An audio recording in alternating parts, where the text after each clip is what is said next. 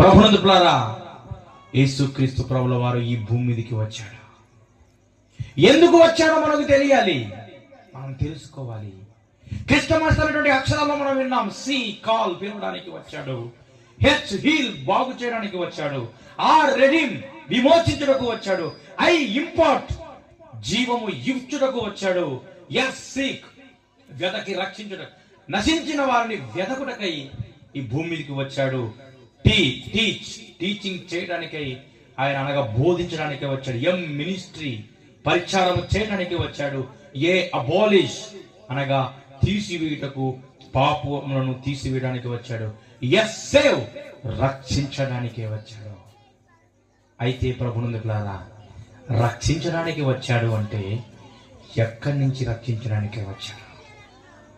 మొట్టమొదటిగా పాపము నుండి, రెండవదిగా